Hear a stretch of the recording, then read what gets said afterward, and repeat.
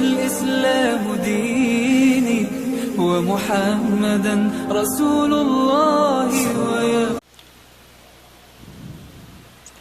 بسم اللہ الرحمن الرحیم اللہم صلی علی محمد وعلی آل محمد کما صلیت علی ابراہیم وعلی آل ابراہیم انک حمید مجید قال رسول اللہ صلی اللہ علیہ وسلم مثل ابن آدم بجنبه 99 منیۃ او کما قال علیہ الصلاۃ والسلام۔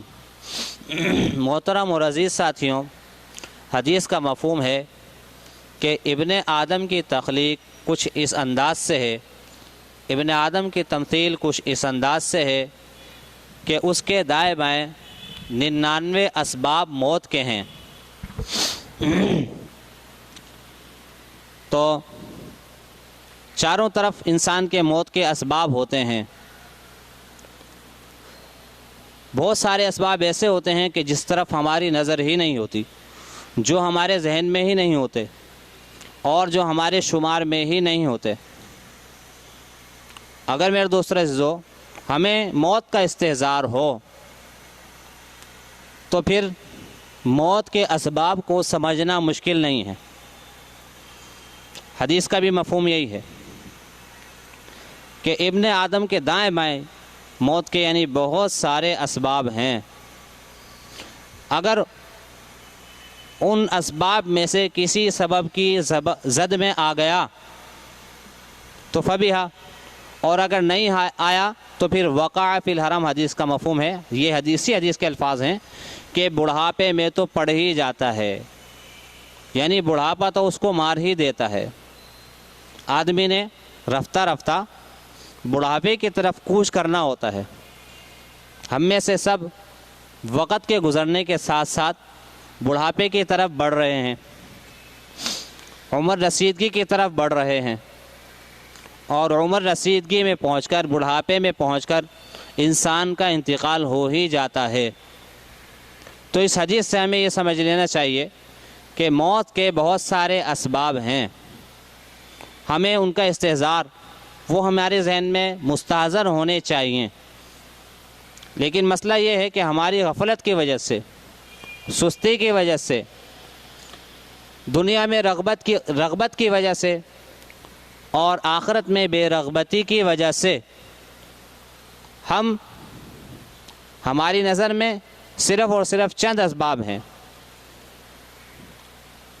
اس میں سے ایک تو یہ ہے کہ ہم بڑھاپے کا انتظار کرتے ہیں۔ ہماری نظر میں یہ ہے کہ انسان بوڑھا ہو جائے گا تو مر جائے گا، جو انسان بوڑھا ہو جاتا ہے وہ مر جاتا ہے۔ اور دوسرا سبب ہماری نظر میں یہ ہوتا ہے کہ کسی بیماری میں مبتلا ہو گیا۔ تیسرا سبب ہماری نظر میں یہ ہوتا ہے کہ کسی نے کسی کو مار دیا۔ چوتھا سبب ہمارے ذہن میں یہ ہوتا ہے کہ انسان کا ایکسیڈنٹ ہو گیا۔ پانچواں سبب ہمارے ذہن میں یہ ہوتا ہے کہ انسان بلند جگہ سے گر کر مر گیا۔ چھٹا سبب ہمارے ذہن میں یہ ہوتا ہے کہ انسان اگر پانی میں سفر کر رہا ہے ڈوب کر مر گیا۔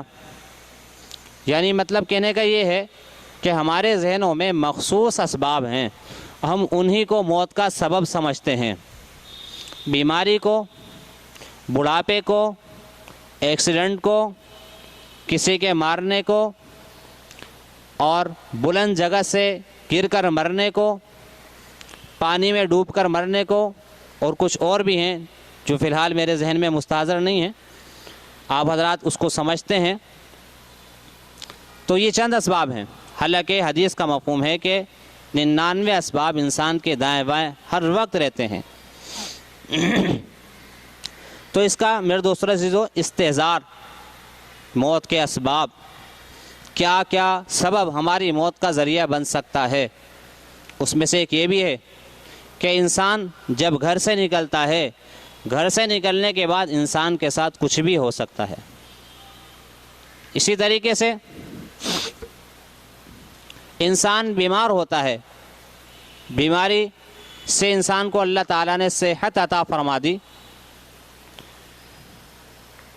تو یہ سمجھو کہ اللہ نے اس کو نئی زندگی عطا فرما دی۔ تو موت کا ایک بہت بڑا سبب انسان کی بیماری ہے. پھر بیماری میں بہت ساری بیماریاں ہوتی ہیں. اس کے علاوہ انسان بیمار نہیں بھی ہوتا. مرنے کے لیے بیماری کا ہونا ضروری نہیں ہے, بڑھاپے کا ہونا ضروری نہیں ہے, ایکسیڈنٹ کا ہی ہونا صرف ضروری نہیں ہے.